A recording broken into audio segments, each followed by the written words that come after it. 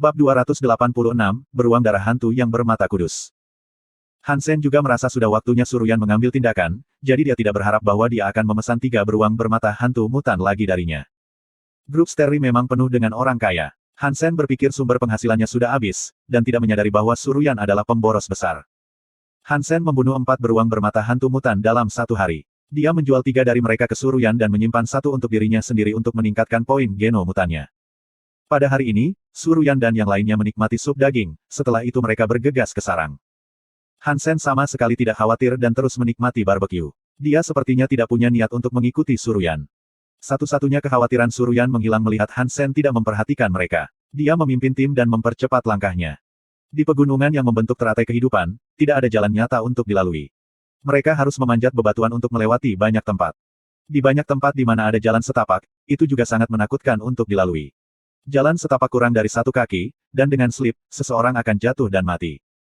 Sebab manusia tidak bisa melakukan hal yang sama seperti beruang bermata hantu. Selain itu, di lautan, kelompok itu kehilangan peralatan pendakian mereka dan salah satu anggota tim yang memiliki sayap darah suci, yang membuat situasi mereka lebih sulit. Setelah memasuki lotus kehidupan, mereka segera diperhatikan oleh beruang-beruang bermata hantu, yang tubuh raksasanya datang dan pergi seperti angin di tebing-tebing yang curam. Melihat sekelompok beruang bermata hantu mendatangi mereka dengan ganas, Suruyan memerintahkan semua orang untuk menemukan tempat yang aman dan bersiap untuk bertarung. Beruang hantu bermata mutan merupakan ancaman paling besar bagi mereka, sementara beruang primitif tidak banyak kesulitan. Pada saat ini, karena sebagian besar beruang bermata hantu mutan telah dibunuh oleh Hansen, mereka bisa mengatasinya dengan baik. Sekelompok orang tinggal di platform yang relatif datar dan membunuh semua beruang bermata hantu datang kepada mereka. Setelah menahan lebih dari 1 tahun, kelompok itu menyulut kemarahan mereka pada makhluk-makhluk ini. Dengan melolong melengking dari Raja Beruang Bermata Hantu Darah Suci, semua beruang bermata hantu mundur seketika ke pegunungan yang lebih tinggi, meninggalkan sekelompok orang sendirian. Kelompok itu terus bergerak maju dan membunuh semua beruang bermata hantu yang mereka lihat. Karena beruang bermata hantu mutan terlalu sedikit jumlahnya, mereka tidak banyak ancaman. Beruang hantu bermata darah suci berlari ke arah mereka dari tebing dengan ganas, bulunya yang putih berkilau seperti perak. Hansen sudah mendarat di puncak gunung yang tinggi, menonton perkelahian sambil makan barbeque. Dia ingin tahu bagaimana Suruyan berencana untuk berurusan dengan beruang bermata hantu darah suci. Di gunung seperti ini, tidak ada banyak ruang bagi orang untuk bergerak. Untuk melawan makhluk darah suci yang kuat, seseorang harus memiliki sayap darah suci. Saat Hansen membuat dugaan yang berbeda, dia tiba-tiba melihat tubuh Suruyan berubah menjadi raksasa lebih dari 12 kaki. Dia mengangkat tinjunya dan melemparkan pukulan ke beruang bermata hantu darah suci. Tinjunya bagaikan palu dan mendarat di atas beruang bermata hantu darah yang keras. Tubuh beruang bermata hantu darah suci itu sangat kuat. Kecuali jika seseorang menggunakan senjata darah suci, seseorang hampir tidak bisa melukainya. Namun, dengan pukulan Suruyan, lengan yang diangkat oleh beruang bermata hantu darah suci untuk mempertahankan diri patah. Setelah itu tangan raksasa itu terus memukul beruang suci bermata darah hantu di dadanya. Tulang rusuk beruang suci bermata darah hantu itu roboh. Meludahkan darah, beruang bermata hantu jatuh dari tebing dan hampir mati. Sebaliknya, Suruyan dengan cepat menyusut dalam ukuran dan kembali ke dirinya sendiri. Dia tampak agak pucat. Hansen tercengang dan tidak mengerti apa jenis binatang buas yang telah digunakan Suruyan. Melihat wajahnya, Hansen tidak berpikir dia bisa melakukannya lagi. Tidak heran Suruyan tidak pernah memikirkan beruang bermata hantu darah suci, tetapi sangat takut pada mutan. Karena dia hanya bisa menggunakan jiwa binatang ajaib sekali, dia tidak mampu membuangnya pada beruang bermata hantu mutan, tetapi harus menyimpannya untuk yang darah suci. Hansen tidak punya banyak waktu untuk berpikir. Dia dengan cepat memanggil busur tanduk dan panah penyengat hitam mutan, yang ditujukan pada beruang suci bermata darah hantu yang jatuh dan membuat tembakan. Panah hitam melintasi langit seperti baut kilat. Seolah dilengkapi dengan perangkat GPS, ia menembus kepala beruang bermata hantu itu melalui mulutnya yang terbuka. Ketika Suruyan, yang telah dengan sempurna memanfaatkan kekuatan jiwa binatang, diam-diam merayakan, dia tiba-tiba tercengang oleh panah yang muncul entah dari mana. Dia dengan cepat melihat ke arah dari mana panah itu berasal dan melihat Hansen di atas gunung dengan busur di tangannya. Bang! Di bawah tebing, beruang bermata hantu darah suci jatuh ke tanah. Suruyan menyaksikan Hansen dengan matanya hampir menyemburkan api. Karena Suruyan tidak mendengar suara yang mengatakan padanya bahwa beruang suci bermata darah hantu terbunuh, jelas bahwa pembunuhan itu dihitung di kepala Hansen. Hansen sangat senang bahwa dia hampir tertawa terbahak-bahak. Tampaknya setiap kali dia mencuri pembunuhan terakhir, dia akan selalu mendapatkan jiwa binatang buas. Dan ini tidak terkecuali. Beruang hantu bermata darah suci terbunuh. Jiwa binatang beruang bermata hantu darah kudus diperoleh. Makan dagingnya untuk mendapatkan 0 hingga 10 poin geno suci secara acak. Sungguh panen yang luar biasa. Sayang sekali mereka tidak terluka. Tidak ada kesempatan bagiku untuk membunuh Suruyan, kata Han Sen sambil menghela nafas. Melontarkan tatapan tajam pada Han Sen, Suruyan mengertakkan giginya dan tidak mengatakan apa-apa. Mereka pergi jauh ke pintu masuk sarang dan mulai turun. Suruyan secara khusus mengatur beberapa orang untuk menjaga pintu masuk, sehingga Han Sen tidak bisa mengikuti mereka di dalam. Bab 287, kembali. Han Sen tidak punya niat untuk mengikuti mereka ke dalam sarang, yang dia tahu betul pada dasarnya kosong. Pada titik ini, Han Sen sudah turun dari gunung dan melarikan diri dengan beruang bermata hantu mati darah suci. Bergegas ke sarang, kelompok orang tidak punya waktu untuk memikirkan Han Sen. Di sisi lain, mereka percaya itu tidak mudah bagi Han Sen untuk turun tebing. Dan bahkan jika dia berhasil pergi dengan mayatnya, dia tidak punya tempat lain selain pulau, sehingga mereka selalu bisa menemukannya nanti. Namun, Han Sen telah terbang dengan tubuh itu sebelum ada yang menyadarinya. Ketika sekelompok orang turun ke sarang, mereka menemukan tembok emas hijau sudah rusak. Setelah mereka masuk, karena tidak ada makhluk mati dan sel-sel semuanya utuh, mereka masih punya harapan. Ketika mereka tiba di telur dan menemukan itu rusak juga, semua hati mereka tenggelam. Han Sen, aku akan membunuhmu. Suruyan menjadi gila dan ingin menemukan Han Sen. Namun, tidak ada yang bisa menemukannya pada saat ini. Bahkan tubuh beruang bermata hantu darah suci itu hilang. Suruyan tidak ingin mempercayai fakta bahwa dia tidak mendapatkan apa-apa sementara Han Sen mendapatkan segalanya. Dia membawa timnya untuk mencari seluruh pulau, tetapi Han Sen benar-benar menghilang. Terkejut dan marah, tidak ada yang tahu kemana Han Sen pergi. Bahkan, Han Sen hanya mengambil tubuh beruang bermata hantu darah suci di lautan untuk bersembunyi untuk jangka waktu tertentu. Setelah pencarian, dia kembali ke Pulau Winden, menemukan tebing yang sangat curam, dan mulai memakan daging darah suci. Daging beruang hantu bermata darah suci dimakan. 1 poin geno suci didapat. Setiap kali dia mendapatkan poin geno suci, Han Sen sangat bersemangat. Setelah memakan seluruh beruang bermata hantu, 5 poin geno sakral ditambahkan. Han Sen sekarang memiliki 66 poin geno suci. Untuk sementara, Han Sen menghindari sekelompok orang. Dengan gunung di mana-mana di pulau itu, kelompok itu terlalu kecil untuk mencari dengan teliti. Selain itu, ketika mereka mencari sebelumnya, mereka sudah berpikir bahwa Han Sen tidak lagi berada di pulau itu. Kalau tidak, tidak mungkin bagi beruang bermata hantu darah suci menghilang dari pulau. Kurang dari setengah bulan setelah Han Sen selesai memakan beruang bermata hantu darah suci, dia melihat armada berlayar ke pulau itu. Setiap kapal memiliki logo Starry Group. Han Sen tidak tahu apa yang dikatakan Suruyan kepada tim penyelamat. Suatu hari kemudian, armada meninggalkan pulau. Han Sen mengikuti armadanya dari jauh. Kapal-kapal hanya bisa mengandalkan angin untuk berlayar dan tidak terlalu cepat. Yang perlu dilakukan Han Sen adalah menjaga agar armada tetap ada di hadapannya. Bahkan, Han Sen bahkan menganggap armadanya terlalu lambat. Namun, tidak ada teknologi modern yang diizinkan di Swakadewa, sehingga wajar jika kapal-kapal itu lambat. Dalam hampir sebulan, Han Sen tidak mengalami bahaya dan memakan beberapa makhluk laut dari waktu ke waktu. Adapun binatang laut darah suci yang disebutkan oleh kelompok itu, Han Sen belum pernah melihatnya. Mungkin itu ditakuti oleh armada. Han Sen akhirnya mengerti bahwa ketika sekelompok orang datang ke sini, mereka pasti datang dengan armada yang sama. Namun, mereka menabrak binatang laut darah suci dan hanya satu kapal armada yang tiba di tujuan. Dan kapal itu runtuh pada akhirnya juga. Suatu hari, Han Sen akhirnya melihat sebidang tanah dan merasa sangat gembira. Ketika dia mendarat di tempat yang dilihatnya, dia menyadari bahwa itu adalah pulau hijau yang dibicarakan oleh sekelompok orang. Namun, itu bukan pulau nyata, tetapi sebuah semenanjung yang terhubung ke daratan. Di semenanjung, ada Green Shelter. Han Sen menggunakan perangkat teleportasi di Green Shelter untuk kembali ke Black Hawk.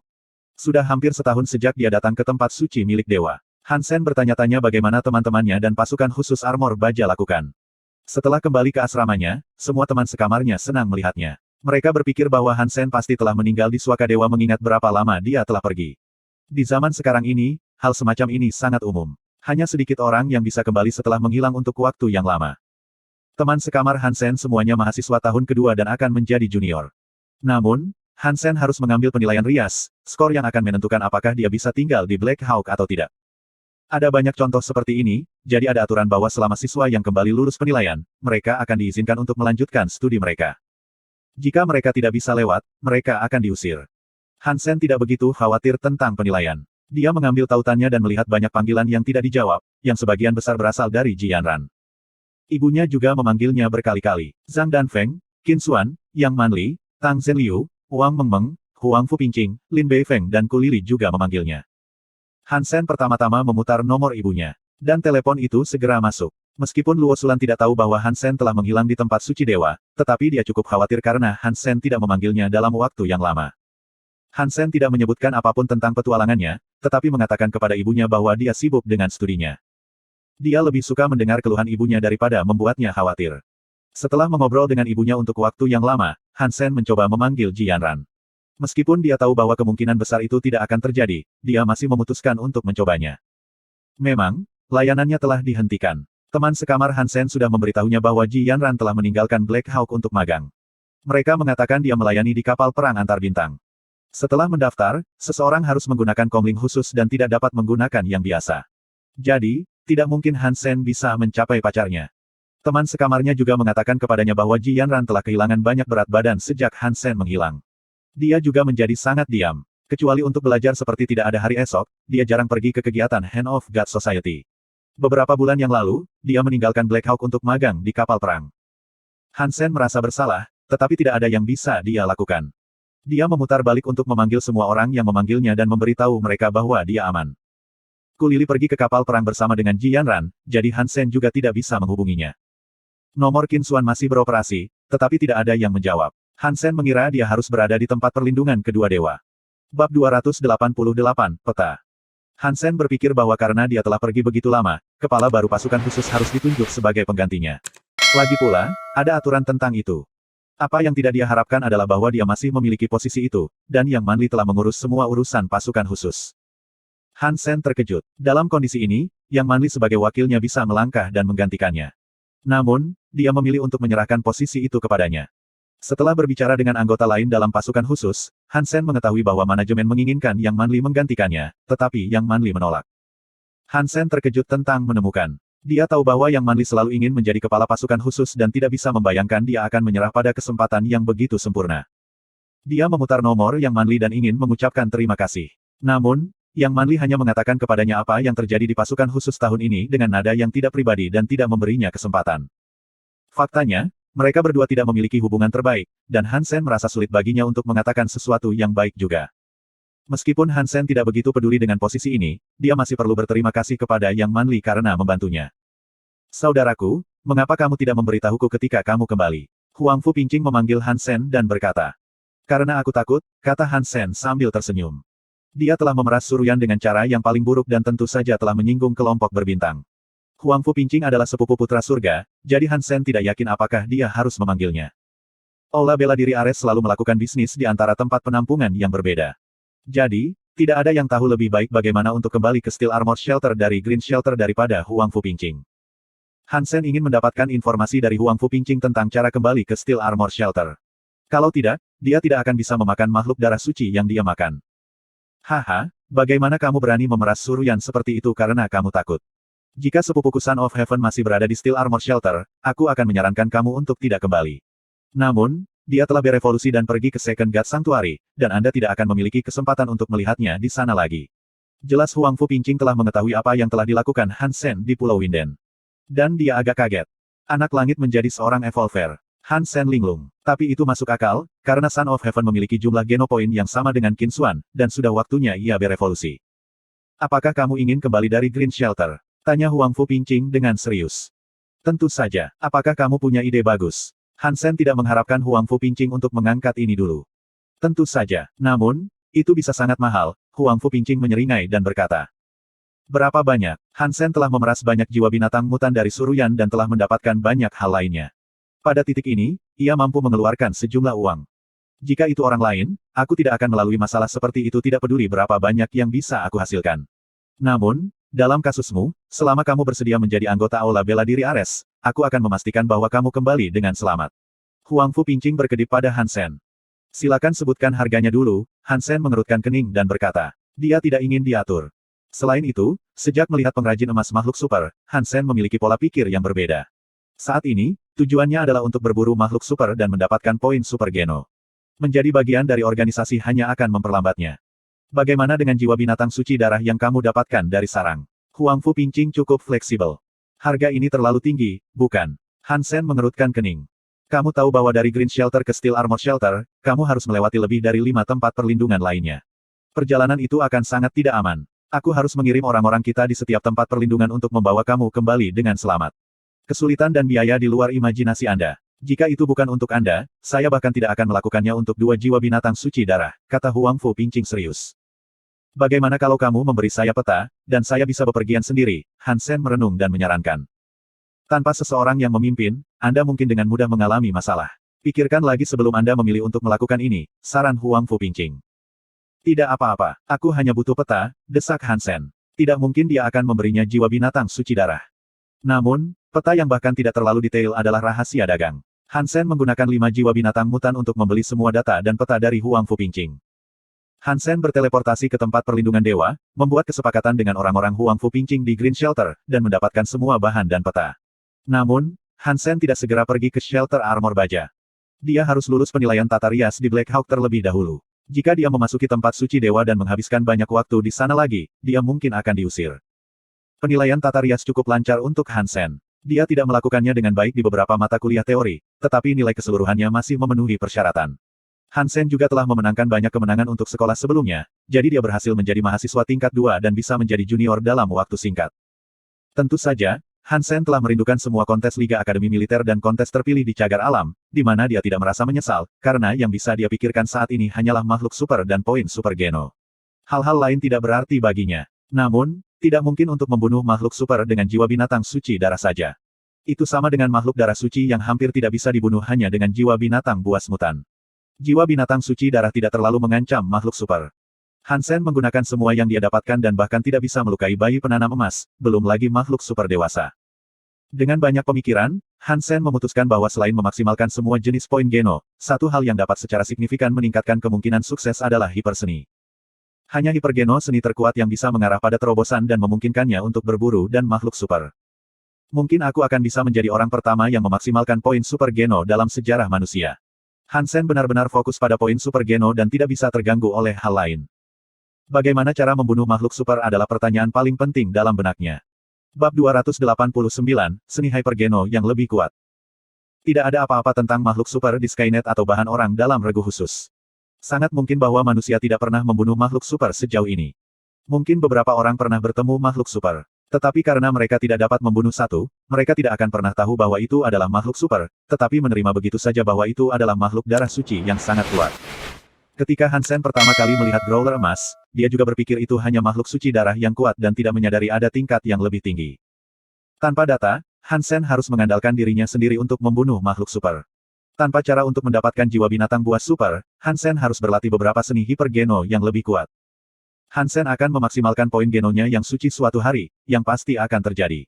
Namun, bahkan dengan keempat jenis geno poin dimaksimalkan, Han Sen tidak percaya dia bisa menjadi ancaman bagi makhluk super manapun. Han Sen harus menjadi lebih kuat untuk membunuh makhluk super. Setelah melihat betapa kuatnya penanam emas itu, Han Sen punya ide kekuatan seperti apa yang bisa mengancam makhluk super. Satu-satunya harapan Han Sen pada saat itu adalah seni hipergeno. Dia telah berlatih jade skin, tapi itu bukan seni hipergen yang bisa dilarikan. Jika Han Sen sudah mulai sejak masa kecilnya, mungkin dia akan membuat lebih banyak kemajuan. Namun, dia mulai agak terlambat, dan butuh waktu baginya untuk menjadi lebih kuat secara signifikan. Pada saat ini, Han Sen masih memiliki 5 lisensi S-Class Saint Hall. Pada tahun lalu, pasukan khusus telah memberinya hampir 100 poin, yang juga bisa ditukar dengan lisensi S-Class atau solusi Geno. Namun, Han Sen tidak tahu seni hipergeno mana yang dapat meningkatkan kekuatannya secara signifikan. Han Sen menemukan nomor Bai Yishan dari tautannya. Sebagai seorang profesor dan maester di Saint Hall, Bai Yishan adalah bagian dari banyak program penelitian hipergeno seni. Seharusnya tidak ada yang tahu hiperseni gen lebih baik darinya. Han Sen memutuskan untuk meminta bantuannya.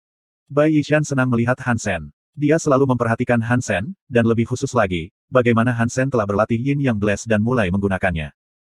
Ketika Han Sen pertama kali menghilang, Bai Yishan terus-menerus bertanya kepada Presiden Black Hawk tentang Han Sen. Namun, Han Sen telah pergi begitu lama sehingga Bai Yishan mengira sesuatu telah terjadi padanya. Anehnya, Han Sen kembali, yang membuat Bai Yishan sangat bahagia. Dia mengajukan banyak pertanyaan kepada Han Sen tentang praktiknya ledakan Yin Yang. Han Sen mengambil waktu dan menjawab semua pertanyaan Bai Yishan. Setelah itu, Han Sen bertanya, "Profesor, saya punya beberapa pertanyaan tentang hipergeno seni yang ingin saya tanyakan kepada Anda. Apakah Anda punya waktu sebentar?" "Apa yang ingin kamu tanyakan?" tanya Bai Yishan. "Aku ingin tahu, dalam semua seni hipergeno yang bisa dipraktikkan oleh yang belum teratasi, yang mana yang memiliki kekuatan paling merusak?" Han Sen bertanya. Kekuatan penghancur adalah istilah yang tidak jelas. Bai Yishan memikirkannya dan berkata, misalnya, ledakan yin yang kamu latih bisa sangat merusak jika kamu menggunakannya dengan benar. Kamu bahkan bisa menggunakan senjata jiwa binatang mutan untuk membunuh seorang suci. Makhluk darah dengan hipergeno seni. Bukankah itu cukup? Sangat disayangkan bahwa apa yang ingin saya bunuh adalah makhluk suci darah yang jauh lebih kuat, pikir Hansen.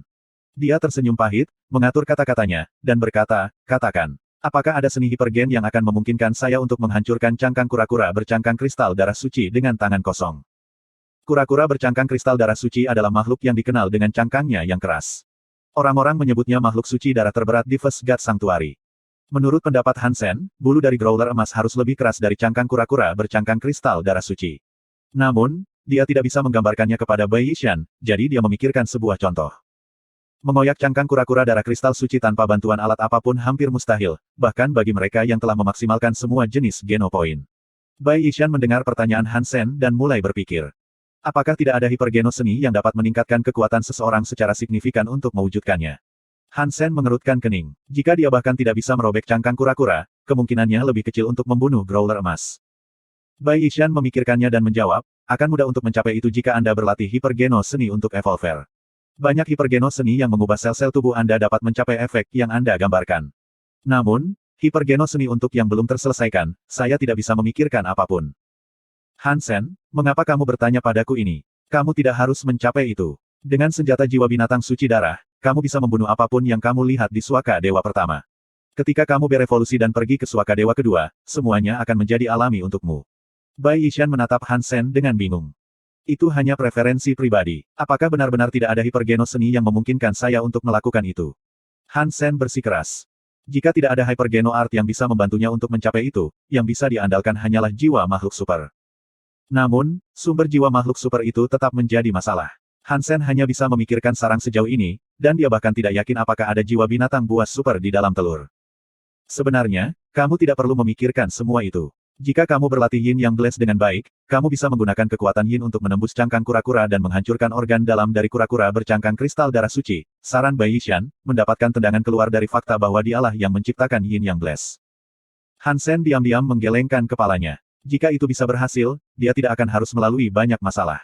Dia mampu menusuk bayi Golden Growler di mata, tetapi bahkan tidak bisa melukainya dengan Yin Yang Blast. Bahkan mata yang paling rentan begitu tangguh, Hansen hanya bisa membayangkan bahwa bayi penanam emas memiliki organ dalam yang lebih keras. Jika dia tidak memiliki kekuatan yang cukup untuk memulai, bahkan dengan kekuatan Yin, Hansen tidak akan bisa melukai organ-organnya. Profesor, bukankah ada hiperseni gen yang secara fundamental dapat meningkatkan kekuatan seseorang ke tingkat yang luar biasa? Hansen harus bertanya. Melihat kekecewaan di wajah Hansen, Bai Yishan menyentuh dagunya dan berpikir lama sebelum dia berkata, aku tidak bisa mengatakan tidak ada, tapi... Bab 290, Mantra Bid'ah. Bai Yishan berhenti dan tidak melanjutkan. Hansen, di sisi lain, sangat gembira. Dia pikir tidak ada harapan dan tidak berharap mendapat jawaban positif. Dia dengan cepat bertanya pada Bai Yishan, Profesor, apakah Anda memiliki hipergeno art dalam pikiran? Bai Yishan ragu-ragu dan kemudian melanjutkan, ini bukan seni hipergeno. Anda tahu bahwa seni hipergeno semuanya berasal dari seni bela diri kuno. Lebih dari 20 tahun yang lalu, versi yang tidak lengkap dari Sutra Bitah digali. Karena itu tidak lengkap, sebagian besar seni bela diri kuno yang dicatat dalam buku ini tidak lagi cocok untuk latihan.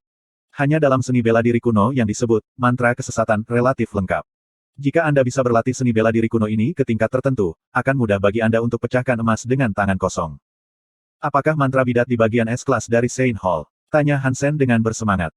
Bai Yishan menggelengkan kepalanya dan berkata, meskipun banyak profesor berwibawa telah melakukan penelitian tentang mantra kesesatan dan ingin memodifikasinya menjadi seni hipergeno, mereka telah menemukan masalah setelah banyak percobaan.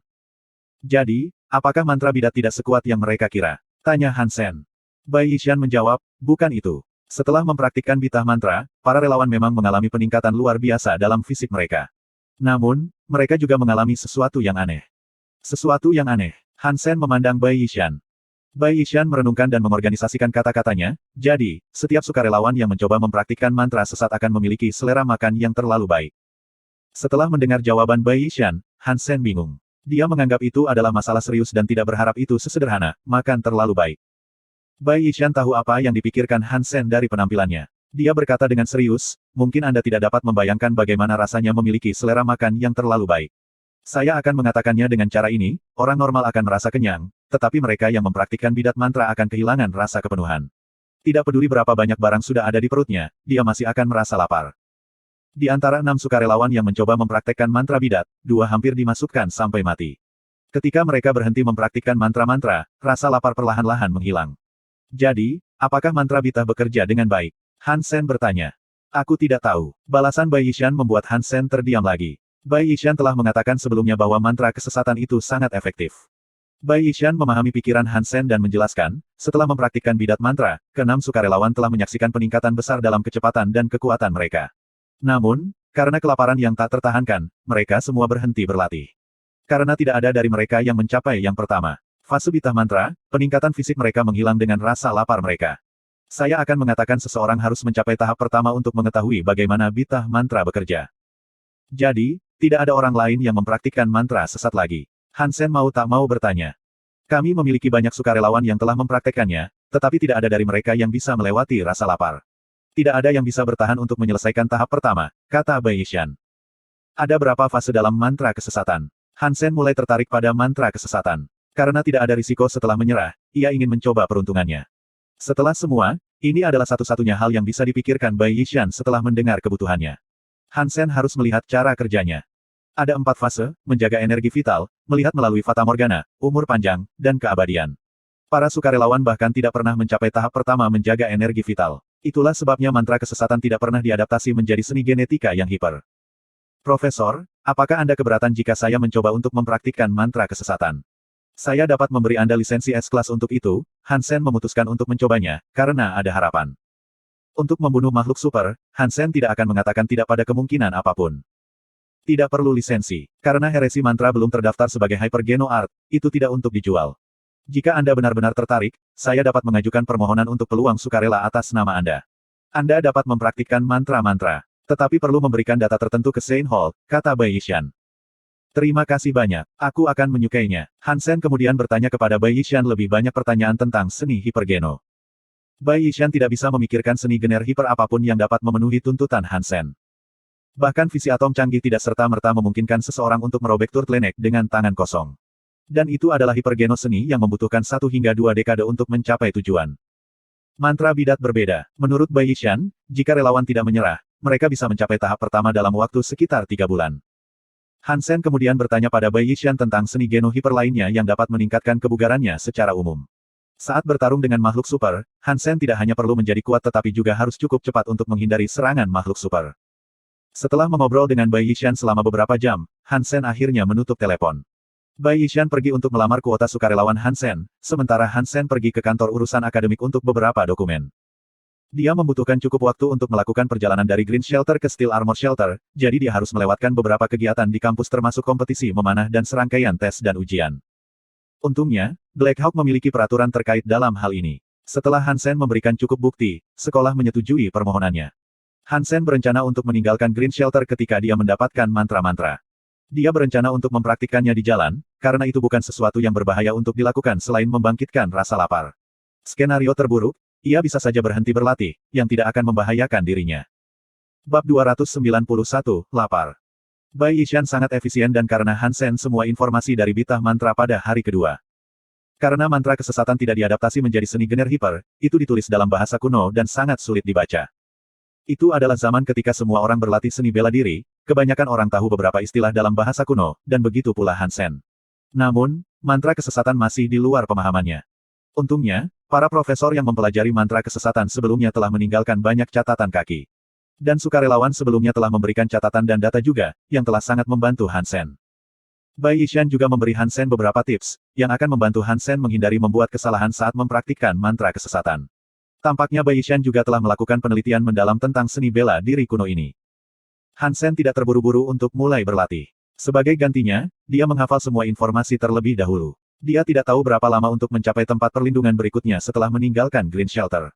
Tidak dapat menggunakan alat baca elektronik apapun, Han Sen memutuskan untuk menyimpan semua yang ada di pikirannya sehingga dia tidak perlu membawa semua dokumen. Sebelum dia berangkat, Han Sen memanggil Lin Beifeng. Ketika mengetahui Han Sen akan melakukan perjalanan melalui 6 tempat penampungan atau lebih, Lin Beifeng berseru, Han Sen, bagaimana Anda bisa sampai di sana? Tidak peduli bagaimana aku berakhir di sana. Apakah kamu tertarik untuk melakukan bisnis jiwa buas lagi? Han Sen merasa sulit untuk menjelaskan dan melewatkan seluruh cerita. Ya, tentu saja. Hanya seorang tolol yang akan menolak emas. Kapan kamu akan pergi? Biarkan aku melakukan penelitian terlebih dahulu, kata Lin Beifeng dengan penuh semangat. Besok pagi, jawab Han Sen dengan santai. Bahkan, Huang Fu Pingqing juga datang kepadanya, ingin melakukan bisnis yang sama. Namun, dengan Huang Fu, ia harus menandatangani kontrak resmi dengan Ares Martial Hall dan tinggal sebentar di setiap tempat penampungan untuk berkolaborasi dengan anak buah Huang Fu Pingqing. Merasa itu terlalu banyak masalah, Han Sen menolak tawaran Huang Fu dan memutuskan untuk menghasilkan uang dengan Lin Beifeng. Mereka mungkin begadang semalaman dan mengirimi Han Sen informasi yang dia kumpulkan sebelum subuh. Dia juga mentransfer $1 miliar ke akun Han Sen. Han Sen, aku tidak punya cukup waktu untuk mengumpulkan uang, dan inilah yang tersisa di uang sakuku. Habiskan sesukamu. Aku telah mengumpulkan informasi dari semua jiwa binatang unik dari setiap tempat penampungan yang akan kamu lewati, tapi itu mungkin tidak menyeluruh. Lin Beifeng memiliki banyak kepercayaan pada Han Sen. Kamu memberi saya begitu banyak uang dan sekali. Apakah kamu tidak takut aku akan menghilang? Han Sen tidak berharap banyak uang dari Lin Beifeng. Dia pikir Lin Beifeng mungkin memberinya selusin juta atau 100 juta terbaik. Ini bukan apa-apa. Jika saya tidak membuat ayah saya kesal baru-baru ini, saya bisa berinvestasi 10 kali lipat ini. Lin menyeringai, dan tentu saja saya mempercayai Anda. Jika Anda mengatakannya, saya bisa memberi Anda 10 miliar gratis sebagai selama Anda mengingat saya sebagai teman. Han Sen mengambil uang itu dan pergi ke tempat perlindungan hijau, memutuskan untuk membeli beberapa jiwa binatang buas sebelum ia pergi ke tempat perlindungan berikutnya. Han Sen tidak ingin membuang waktu terlalu banyak. Dia ingin kembali ke penampungan armor baja sesegera mungkin, jika tidak makhluk suci yang dia beri makan akan sia-sia. Menurut informasi yang diberikan Lin Beifeng kepadanya, Han Sen membeli banyak jiwa binatang buas dan pergi ke tempat perlindungan berikutnya. Han Sen telah mencari di Skynet untuk menguji keaslian peta yang diberikan Huang Fu Pingqing padanya. Meskipun informasi online tidak sejelas peta, dia bisa mengatakan bahwa peta itu memang benar. Selain bepergian, Han Sen telah mempraktikkan fase pertama dari mantra kesesatan, menjaga energi vital. Mantra Bita berbeda dari Jadeskin dalam hal itu tidak meningkatkan fisik seseorang secara keseluruhan, tetapi berfokus pada kekuatan dalam darah. Darah datang dari hati dan mengalir melalui pembuluh darah di seluruh tubuh. Karenanya dengan mempraktikkan mantra kesesatan, hati dan pembuluh darah seseorang akan menjadi lebih kuat. Jika hati dapat dibandingkan dengan sebuah mesin, maka tenaga kuda dapat ditingkatkan sebanyak 10 kali setelah seseorang mempraktikkan mantra kesesatan. Ini hanyalah penjelasan untuk boneka. Bahkan para profesor di Saint Hall tidak bisa mengerti bagaimana itu bekerja. Setelah banyak penelitian dan percobaan, meskipun tidak ada yang berhasil mencapai fase pertama mantra Haris, orang sekarang mengerti bahwa mantra kesesatan adalah proses untuk memperkuat jantung, pembuluh darah dan darah. Seseorang harus mampu menahan kekuatan yang dihasilkan dalam proses latihan, kalau tidak, ia akan meledak. Mempertahankan energi vital adalah langkah mendasar dalam mempraktikkan mantra kesesatan. Jika itu tidak dilakukan dengan benar, 3 fase lainnya akan menyebabkan hati seseorang meledak. Han Sen tidak berani sedikit pun mengendur ketika berlatih mantra kesesatan. Dia mempersiapkan dirinya sepenuhnya sebelum dia mulai. Setelah latihan dimulai, itu bisa dijalankan secara otomatis selama berjalan dan tidur kecuali jika dihentikan dengan sengaja. Setelah beberapa hari, Han Sen mulai merasakan rasa lapar yang digambarkan Bai Yishan. Tidak peduli berapa banyak dia makan, dia masih akan merasa lapar, tidak hanya di perutnya, tetapi seluruh tubuhnya. Di antara semua catatan kaki, Han Sen telah memperhatikan hipotesis yang menarik. Alasan kelaparan selama latihan adalah bahwa mantra bidat membutuhkan sejumlah besar energi untuk meningkatkan gen yang mengendalikan jantung dan pembuluh darah, sementara nutrisi yang terkandung dalam makanan tidak cukup. Dalam hal ini, seluruh tubuh berada di bawah banyak tekanan, dan semua energi pergi untuk mendukung bagian-bagian tubuh tertentu, itulah sebabnya bagian tubuh lainnya pada dasarnya tidak memiliki energi. Teori ini tidak dikuatkan. Relawan sebelumnya mengkonsumsi solusi nutrisi paling maju setiap hari, yang masih belum cukup untuk menyeimbangkan kelaparan, yang membuat orang mempertanyakan teorinya. Bab 292, Awan Binatang yang Berbeda. Ini adalah rasa lapar yang luar biasa. Mengendarai Meout, Han Sen akan kelaparan. Dia telah makan lebih dari 10 pon daging mutan. Jika dia terus makan, perutnya mungkin akan meledak. Namun, selain rasa lapar, Han Sen juga merasa energi. 2 perasaan kontras mengisi tubuhnya, yang membuat Han Sen mengerti mengapa relawan sebelumnya akan menyerah. Jelas itu siksaan yang kejam. Saat Han Sen berlatih lebih banyak, kedua perasaan menjadi lebih kuat. Han Sen telah berburu banyak makhluk mutan di jalan dan memakan daging mereka, tetapi itu tidak membantu. Sambil merasakan kelaparan yang luar biasa, Han Sen juga merasa kekuatannya meningkat dengan cepat dan bahkan jantungnya berdetak lebih kuat. Pada peta dari Huang Fu Pingqing, semua jalur telah diuji oleh tim yang berbeda di Ares Martial Hall, jadi tidak ada jalur yang berbahaya. Bahkan bagian jalan yang berisiko pun ditandai dengan jelas, dan solusi atau tips selalu diberikan. Setelah Han Sen berada di jalan sendiri, dia menjadi mengerti betapa berharganya peta itu. Nilainya, seperti yang dikatakan Huang Fu Pingqing, jauh melampaui 5 jiwa binatang buas mutan. Dengan peta ini, orang dapat dengan mudah mulai berdagang di antara tempat penampungan ini, sehingga peta itu merupakan rahasia dagang yang sangat berharga. Han Sen tidak tahu apa alasan Huang Fu Pingqing memberinya peta ini. Dengan mengambil peta ini, dia berhutang satu padanya. Setelah setengah tahun, Han Sen melewati 5 tempat perlindungan. Dia bahkan tidak ingin memikirkan kembali periode waktu ini. Itu bukan karena semua risiko dan bahaya di jalan, tetapi terutama karena perasaan mengerikan yang dia miliki ketika berlatih mantra kesesatan. Han Sen hancur dalam 2 bulan pertama ketika dia baru saja mulai berlatih. Pada akhirnya, ia masih berhasil dan menyelesaikan fase pertama. Baik hati dan nadinya diperkuat secara signifikan. Alasan utama keberhasilannya adalah bahwa setiap kali dia merasa lapar semakin tak tertahankan, dia akan berlatih Jadeskin. Kemudian kesejukan akan mengalir di tubuhnya dan mengurangi rasa lapar. Rasa lapar tiba-tiba menghilang setelah dia menyelesaikan fase pertama. Namun, dalam 3 bulan, berat badan Han Sen turun dari 170 pound menjadi 110 pound. Bahkan tulangnya mencuat.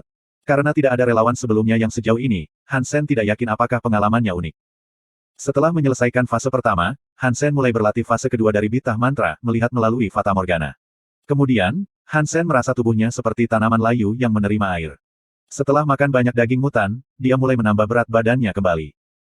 Rasa lapar hilang, begitu juga indera kontras. Dalam latihannya, dia merasa semakin puas. Tampaknya seluruh tubuhnya menjadi lebih kuat. Dan fungsi jantungnya saat ini jauh lebih kuat daripada orang normal. Setengah bulan sebelum kembali ke Steel Armor Shelter, Han Sen menyelesaikan fase kedua. Pada saat itu, dia tiba-tiba menemukan betapa kuatnya mantra-mantra. Dia hampir yakin bahwa jika dia mampu menyelesaikan keempat fase kesesatan mantra, dia harus memiliki kemampuan untuk membunuh makhluk super. Mungkin dia bahkan tidak perlu menyelesaikan semuanya. Ketika dia menyelesaikan umur panjang fase ketiga, dia harus bisa melukai makhluk super, setidaknya bayi Golden Growler. Namun, ketika Han Sen mulai berlatih fase ketiga, kemajuannya menjadi jauh lebih lambat. Dia masih bisa merasakan dia bergerak maju, tetapi dia tidak bisa lagi menyelesaikan fase ketiga dalam 3 bulan. Han Sen memperkirakan bahwa dia mungkin akan bisa menyelesaikan fase ketiga dalam setahun. Setelah kembali ke Steel Armor Shelter, Han Sen sudah memaksimalkan poin genonya mutannya. Namun, karena dia memilih untuk mengikuti jalan yang aman, Han Sen tidak memiliki kesempatan untuk berburu makhluk berdarah suci manapun. Dia tidak merasa sedih tentang itu, karena berdasarkan apa yang bisa dia lakukan sekarang, tidak lagi sulit baginya untuk membunuh makhluk berdarah suci. Setelah menyelesaikan fase kedua, level Han Sen tidak lagi terbatas pada yang belum terselesaikan. Dia bahkan lebih kuat dari Qin Xuan yang telah menyelesaikan visi atom. Sebagian besar makhluk berdarah suci tidak tahan terhadap Han Sen. Dengan kristal hitam ajaib, Han Sen tidak khawatir tentang poin genonya yang sakral. Yang penting baginya saat ini adalah bagaimana menemukan dan membunuh makhluk super. Untuk memaksimalkan poin super geno adalah tujuan baru Han Sen. Poin geno suci tidak lagi layak mendapatkan perhatiannya. Dalam perjalanannya, Han Sen menukar jiwa-jiwa binatang yang berbeda setiap kali dia mencapai tempat berlindung, yang memberinya kekayaan besar. Jika dia mau menghabiskan lebih banyak waktu, dia akan menghasilkan lebih banyak. Meski begitu, ia telah mendapat untung lebih dari 600 juta. Selain itu, dia masih memiliki banyak jiwa binatang yang tidak terjual di Steel Armor Shelter. Han Sen yakin bahwa potongannya setidaknya 600 juta. Pada titik ini, Han Sen tidak memiliki keinginan terlalu banyak untuk uang. Jika uang tidak bisa diubah menjadi jiwa buas atau hal-hal yang ia butuhkan, maka itu tidak lain hanyalah angka. Meskipun 600 juta bukanlah jumlah yang besar, yang bahkan tidak cukup untuk membeli pesawat ruang angkasa, bagi Han Sen, itu cukup uang baginya untuk menghidupi keluarganya. Setelah kembali ke shelter armor baja, Han Sen segera kembali ke kamarnya. Dia telah memberi makan binatang buas awan selama lebih dari setahun, dan itu adalah buang-buang waktu. Ketika Han Sen kembali ke kamarnya dan melihat binatang awan, dia tidak bisa percaya apa yang dilihatnya. Binatang awan itu ada di sana dan telah berevolusi, tetapi entah bagaimana rasanya berbeda dari binatang buas darah suci yang biasa dia makan. Binatang buas awan ini hampir berubah transparan dan dikelilingi aura. Mengapa yang ini terlihat sangat berbeda? Menatap binatang buas, Han Sen tiba-tiba memiliki pemikiran yang membuatnya merinding. Bab 293, Panorama. Han Sen membunuh binatang buas itu secepat mungkin, dan mendengar suara yang hampir membuat dirinya melompat. Binatang makhluk super awan terbunuh. Tidak ada jiwa binatang buas yang diperoleh. Makan esensi hidupnya untuk mendapatkan 0 hingga 10 poin super geno. Daging tidak bisa dimakan. Ini bekerja seperti ini. Jadi itu bekerja seperti ini, Han Sen hampir tidak bisa berkata apa-apa. Dia tidak bisa percaya pada mimpinya yang paling liar bahwa kristal hitam bisa begitu ajaib sehingga bahkan bisa menghasilkan makhluk super. Sebelum Han Sen bisa membedah tubuh binatang buas, itu secara bertahap dibubarkan. Kristal hitam dan putih jatuh di lantai. Kristal hitam adalah yang ditemukan Han Sen, dan yang putih seukuran telur merpati, yang merupakan esensi kehidupan binatang awan. Han Sen tidak bisa percaya bahwa kristal hitam yang tampaknya biasa bisa menghasilkan makhluk super yang gagal diburu seluruh umat manusia. Hansen menjadi liar dengan sukacita karena dia akhirnya memiliki akses ke poin super geno, dan mungkin jiwa makhluk super. Jika dia mendapatkan jiwa makhluk super, mungkin dia bisa membunuh makhluk super sebelum dia menyelesaikan tahap keempat dari mantra kesesatan. Hansen dengan cepat pergi ke pasar, membeli binatang awan lain, dan memberinya makan dengan kristal hitam. Dia sangat penasaran untuk mengetahui berapa lama waktu yang dibutuhkan oleh makhluk awan untuk berevolusi menjadi makhluk super. Butuh waktu 3 bulan bagi makhluk untuk berevolusi menjadi makhluk berdarah suci, dan untuk itu berkembang lebih lanjut menjadi makhluk super, Hansen percaya butuh waktu lebih lama. Namun, itu akan memakan waktu paling lama 1,5 tahun, karena butuh waktu lama bagi binatang buas sebelumnya untuk menyelesaikan evolusi. Setelah selesai melakukan itu, Hansen mulai menikmati esensi kehidupan binatang buas. Esensi kehidupan binatang buas awan makhluk super dimakan. 1 poin super geno diperoleh. Esensi kehidupan binatang buas awan makhluk super dimakan. 1 poin super geno diperoleh. Hansen mendengar suara terus-menerus dan merasa di atas dunia. Saat kekuatan luar biasa memenuhi tubuhnya, Hansen merasakan tulang dan dagingnya berkembang lagi, seolah-olah dia masih kecil. Pada akhirnya, Cloud Beast memberikan 9 poin super geno kepada Hansen. Pada titik ini, ia memiliki 19 poin super geno dan lompatan dalam fisiknya. Hansen menemukan Lin Beifeng dan mentransfer uang dan jiwa-jiwa binatang kepadanya. Dia tidak ingin ada gangguan dalam hidupnya, karena satu-satunya tujuannya adalah untuk berkembang dengan poin super genonya yang maksimal. Evolver super pertama pada semua manusia. Hansen mengejek memikirkan aristokrat darah suci. Evolver dengan poin super geno yang dimaksimalkan harus dianggap sebagai royalti. Hansen hanya bisa membayangkan manfaat apa yang dia dan keluarganya bisa dapatkan jika dia berevolusi dengan poin super genonya. Satu-satunya kekhawatirannya adalah butuh waktu terlalu lama bagi makhluk super untuk diproduksi. Menurut pengalamannya, perlu sekitar 9 bulan hingga 1 tahun bagi makhluk untuk berevolusi menjadi makhluk super. Meskipun itu adalah berita bagus, Hansen tidak ingin menunggu selama itu. Pada titik ini, ia membutuhkan setidaknya 10 makhluk super atau lebih untuk memaksimalkan poin super genonya, yang berarti ia harus menunggu lebih dari 1 dekade. Satu-satunya solusi adalah berburu makhluk super di Suaka Dewa, yang mana Hansen harus punya cukup waktu untuk meningkatkan kemampuannya. Sambil terus mempraktikkan fase ketiga dari Bitah Mantra, Hansen menggunakan salah satu dari 5 lisensi Sein Hall kelas S yang ia dapatkan dari Bai Yishan untuk membeli seni geno yang disebut Panorama. Panorama adalah hipergeno seni paling terkenal di Sein Hall, juga dikenal sebagai ensiklopedia seni bela diri. Termasuk banyak teknik dari sekolah yang berbeda. Pada awalnya, Sein Hall ingin mengembangkan seni bela diri yang mencakup semua dasar sehingga semua orang dapat dengan mudah meningkatkan fisik mereka. Namun, dengan semakin banyak teknik yang ditambahkan, hipergeno seni itu sendiri menjadi semakin banyak menuntut pada mereka yang mempraktikannya. Tubuh setiap orang memiliki fitur yang berbeda. Dan seni bela diri yang berbeda memiliki persyaratan yang berbeda untuk tubuh seseorang, itulah sebabnya tidak ada yang bisa berlatih setiap seni bela diri. Sebagai contoh, jika seseorang kurang kekuatan, maka seseorang kemungkinan akan menahan diri dari berlatih seni bela diri yang berfokus pada kekuatan. Panorama adalah kumpulan dari segala macam seni bela diri yang mendasar, itulah sebabnya hampir mustahil untuk menemukan seseorang untuk mempraktikkannya. Kemudian, Sein Hall membagi panorama ke dalam berbagai mata pelajaran dan kategori, yang membuatnya nyaman bagi orang untuk memilih seni bela diri yang dapat mereka praktikkan. Versi asli panorama digunakan oleh Sein Hall sebagai kamus. Setiap kali seseorang memiliki beberapa temuan baru, mereka juga akan ditambahkan ke panorama sehingga akan lebih mudah untuk penelitian di masa depan. Banyak profesor dari Sein Hall akan menggunakan panorama dengan cara ini, yang membuatnya menjadi ensiklopedia sejati. Lisensi yang diperlukan untuk membeli versi asli panorama juga menjadi semakin maju, karena mengandung banyak pengetahuan lama dan baru. Pada titik ini, seseorang akan memerlukan lisensi S-Class untuk membelinya. Selain itu, lisensi harus bersifat universal, yang hanya dapat berasal dari anggota staf.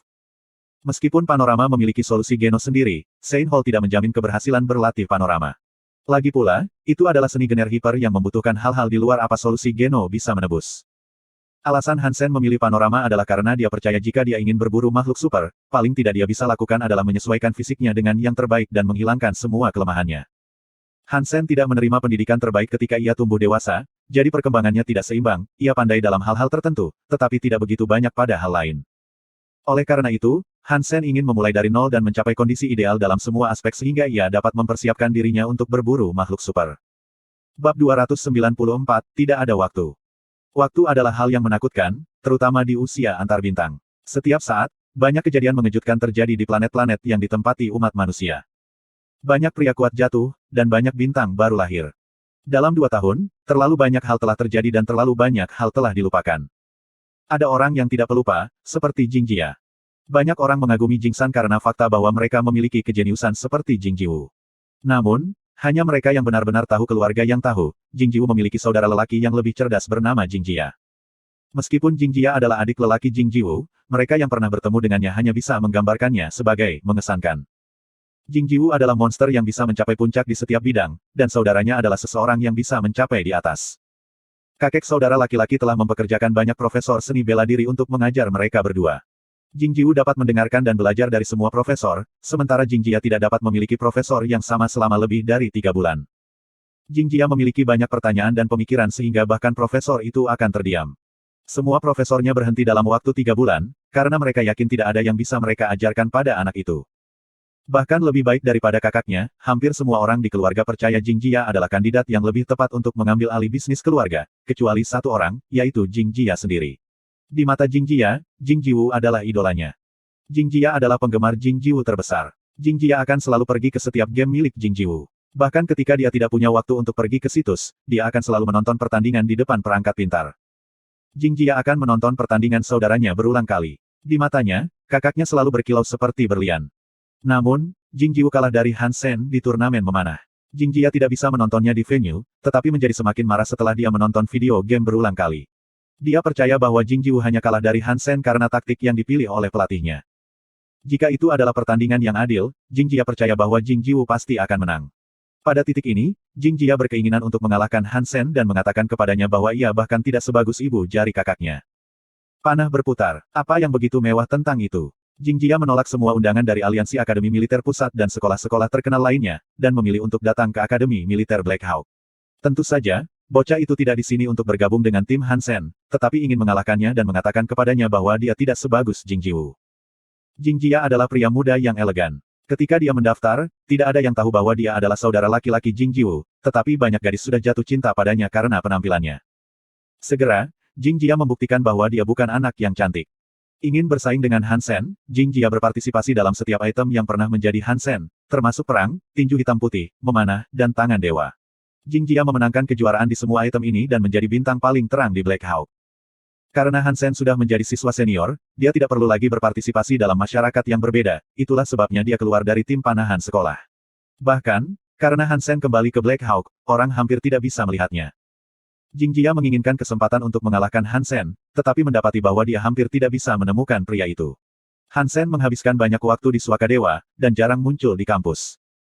Jing Jia, aku mendapat pesan dari seorang teman bahwa Han Sen baru saja kembali dari Suakadewa dan kembali ke kamar 304, kata Su Fei dengan bersemangat, berlari ke arah Jing Jia. Banyak teman Jing Jia tahu bahwa dia ingin menantang Han Sen, yang merupakan legenda Black Hawk. Meskipun Han Sen hanya berpartisipasi dalam satu kompetisi liga militer dan hanya memenangkan satu kejuaraan, di mata teman sekolahnya, Han Sen adalah legenda. Meskipun Jing Jia baik-baik saja, sebelum dia benar-benar mengalahkan Han Sen, kebanyakan orang masih berpikir dia akan gagal. Namun, semua orang bersedia melihat tantangan seperti itu. Perkelahian antara Jing Jia dan Han Sen seharusnya bagus untuk ditonton.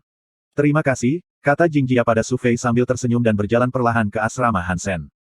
Su Fei dan teman-temannya mengikuti Jing Jia dengan penuh semangat. Mereka semua ingin menyaksikan pertarungan luar biasa antara legenda lama dan bintang baru. Ketika Jing Jia berjalan melintasi kampus, ia menarik banyak perhatian karena ketampanannya. Segera, Jing Jia tiba di jalan yang harus dilalui Han Sen untuk mencapai asramanya dan menunggunya di sana. Melihat sosok yang mendekat, Jing Jia menyipitkan matanya dengan gembira. Segera, dia akan bisa mengalahkan Han Sen dan memberikan kakaknya keadilan. Pikiran itu membuat Jing Jia begitu bersemangat sehingga pipinya menjadi merah. Han Sen. Ketika sosok itu mendekat, Jing Jia bertanya. Iya, kamu. Han Sen memandang Jing Jia dan yakin dia tidak kenal bocah ini. Nama saya Jing Jia, mahasiswa baru di Departemen Memanah. Saya harap Anda bisa mengajari saya satu atau dua hal di memanah ketika Anda punya waktu, kata Jing Jia sambil tersenyum. Saudaraku, aku sangat menyesal, tapi aku belum benar-benar memiliki banyak waktu baru-baru ini. Han Sen belum pernah mendengar nama Jing Jia dan berpikir Jing Jia adalah salah satu penggemarnya. Han Sen menepuk bahu Jing Jia dan pergi. Bab 295. Semua orang tercengang, hampir tidak bisa mempercayai apa yang mereka lihat dan dengar. Meskipun Jing Jia adalah mahasiswa baru, dia adalah juara di Archery Society, Warframe Society, dan Hand of God Society, bintang sejati di kampus. Namun, Han Sen memperlakukannya sebagai mahasiswa baru, yang cukup mengejutkan. Sejak Han Sen kembali ke Black Hawk, dia telah menginvestasikan seluruh energinya untuk berlatih fase ketiga dari Bitah Mantra dan juga Panorama, yang telah menghabiskan banyak waktunya. Untuk membunuh makhluk super, Han Sen tidak peduli tentang hal lain selain meningkatkan keterampilan tempurnya. Meskipun Jing Jia menjadi sangat populer di Black Hawk, Han Sen bahkan tidak mengenalnya. Bahkan jika Hansen melakukannya, dia mungkin tidak akan peduli. Di antara yang belum terselesaikan, tidak ada yang layak diperhatikan oleh Hansen. Melihat Hansen menyikat melewatinya, Jingjia tiba-tiba berkata, Jing Jiwu adalah kakak laki-laki saya. Hansen berhenti dan berbalik. Dia menatap Jingjia dengan heran dan bertanya, kamu adalah adik laki-laki Jing Jiwu. Alasan Hansen terkejut adalah karena dia mengingat Jing Jiwu sebagai lawan yang kuat. Saat ini, Jing Jiwu memang jauh lebih kuat dari dirinya sendiri. Hansen tidak berharap bahwa adik kecil Jing Jiwu akan menjadi siswa Black Hawk. Itu juga pertama kalinya bagi Su Fei dan mahasiswa baru lainnya untuk mengetahui fakta bahwa Jingjia adalah adik Jing Jiwu. Meskipun sudah 2 tahun sejak Jing Jiwu lulus, setiap mahasiswa baru Black Hawk masih tahu nama Jing Jiwu, karena ia selalu dibesarkan dalam sejarah Black Hawk sebagai lawan Hansen. Karena itu, Hansen masih diingat setelah 2 tahun dan begitu pula Jing Jiwu. Su Fei dan yang lainnya tidak menyadari bahwa Jingjia adalah adik Jing Jiwu, dan mereka tiba-tiba mengerti mengapa Jingjia ingin menantang Hansen. Ya, apakah kamu pikir kita bisa bersaing dalam memanah sekarang? Jingjia bertanya pada Hansen sambil tersenyum. Dia tidak menganggap enteng Hansen tetapi yakin bahwa dia bisa mengalahkan Hansen. Tanpa berpikir, Hansen menyeringai dan berkata, itu terdengar membosankan. Mari kita lupakan saja, berikan yang terbaik untuk Jing Jiwu. Hansen pergi tanpa berpikir, meninggalkan Jingjia kaget dan sedikit terhina. Hansen berbicara dengannya seperti berbicara dengan seorang anak. Jingjia merasa seperti dia bahkan tidak dianggap sebagai lawan yang pantas dari Hansen. Namun, Hansen tidak bermaksud membuat Jingjia merasa seperti ini. Dia memperlakukan Jingjia seperti anak laki-laki, karena kenyataannya, Jingjia 3 atau 4 tahun lebih muda dari dirinya sendiri. Juga, Jingjia adalah adik Jing Jiwu. Jika Jing Jiwu ada di sini, dia akan memperlakukan Jing Jiwu sebagai lawan yang serius, tetapi dalam kasus adik lelaki itu, tidak begitu banyak. Jika dia punya waktu, Hansen lebih suka menghabiskannya untuk berlatih panorama. Di antara yang belum terselesaikan, hanya sedikit yang pantas waktunya. Banyak orang yang bisa menandinginya seperti Lin Feng dan Qin Xuan semua pergi ke Sanktuari Kedua Dewa. Pada titik ini, Hansen sama sekali tidak tertarik pada orang-orang yang tersisa di Suaka Dewa Pertama. Dia hanya ingin meningkatkan keterampilan tempurnya secepat mungkin sehingga dia bisa berburu makhluk super. Hansen berjalan ke asramanya dan Jingjia tidak mencoba menghentikannya lagi. Jingjia tersenyum dan bergumam pada dirinya sendiri, kamu tidak akan bisa lari dariku. Berita bahwa Jingjia adalah saudara laki-laki Jing Jiwu segera diketahui oleh semua orang di Black Hawk. Banyak siswa yang sangat tertarik dengan topik ini. Beberapa gadis bahkan menyebut upaya Jingjia sebagai Hamlet baru. Aku tahu itu. Mengapa seseorang sebaik Jingjia memilih Black Hawk? Ternyata dia membalas saudaranya. Jenius kita menolak untuk menerima tantangan. Itu sangat mengecewakan. Tentu saja dia tidak berani menghadapi Jingjia. Jika dia kalah dari seseorang yang lebih muda darinya, dia akan kehilangan wajahnya. Sejak turnamen memanah, tampaknya ada sesuatu yang salah dengan si Jenius. Dia bahkan tidak berpartisipasi dalam penilaian semi tahunan, dan aku mendengar bahwa skor penilaian markup-nya hanya rata-rata. Jenius telah jatuh. Jingjia yang akan memerintah Black Hawk sebagai gantinya. Di Black Hawk, rumor tentang Hansen lebih lemah dari Jingjia tersebar lebih luas, dan orang yang mengatur rumor itu adalah Jingjia sendiri. Pada titik ini, Jingjia sedang memainkan Hand of God dengan gembira. Jingjia tidak peduli dengan reputasinya, apakah itu baik atau buruk. Namun, ia mengerti bahwa beberapa siswa sekolah militer akan mempertahankan reputasi mereka sendiri dengan kehidupan. Jadi, Jingjia hanya melakukan apa yang diperlukan agar Hansen menerima tantangannya. Permainan Hand of God berakhir. Lawan Jingjia adalah Tiandan, Presiden Hand of God Society, yang juga pemain terbaik di kampus, setelah Hansen dan Jingjia. 20 poin. Sepertinya tidak sulit, Jingjia keluar dari permainan. Dia hanya mencoba mengulangi apapun yang dicapai Hansen di Black Hawk, sehingga dia bisa menyetujui bahwa Hansen tidak sebaik itu. Jingjia sedang menunggu Hansen marah pada semua rumor. Dia percaya lain kali ketika dia menantang Hansen lagi, jawabannya tidak akan tidak. Bahkan lebih baik, Hansen mungkin menantangnya. Namun, apa yang Jingjia tidak tahu adalah bahwa meskipun Hansen mengetahui tentang desas-desus dari teman sekamarnya, para siswa senior tidak peduli sama sekali. Di mata Hansen, trik Jingjia begitu kekanak-kanakan sehingga mereka tidak pantas mendapatkan waktu untuk energi. Aku harap aku bisa menang sekali hari ini. Hansen memilih perangkat holografik di ruang pelatihan di kampus dan masuk ke platform pertempuran online. Bab 296. Platform tempur yang dimasukkan Hansen bernama Gladiator. Sebagai platform tempur tidak resmi, itu tidak akan mengategorikan para pemain berdasarkan status mereka seperti yang resmi. Pada platform Gladiator, pemain dapat memilih untuk masuk ke bagian yang belum teratasi atau bagian Evolver. Karena tidak dioperasikan oleh aliansi, informasi pribadi tidak diketahui oleh operator. Itulah alasan mengapa Hansen memilih Gladiator. Di sini, ia dapat memasuki bagian Evolver dan bersaing dengan Evolver. Sebaik Hansen, dia tidak bisa mendapatkan apa-apa melawan yang belum diatasi. Untuk berlatih panorama, dia akan masuk ke gladiator untuk melawan Evolver kapanpun dia punya waktu, yang membantunya melatih keterampilannya dan belajar hal-hal dari orang lain. Namun, catatannya tidak begitu baik. Sejak memasuki gladiator setengah tahun lalu, Hansen telah menang total 4 kali. Pertama kali, ia bertemu dengan orang yang belum diatasi yang mengklik bagian yang salah. Kedua kalinya, lawannya tidak menyelesaikan pertempuran dan harus mengurus sesuatu dalam kehidupan nyata.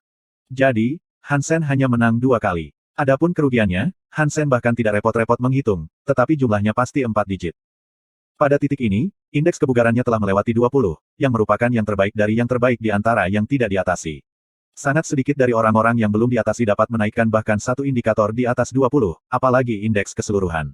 Mudah membayangkan betapa kuatnya Hansen.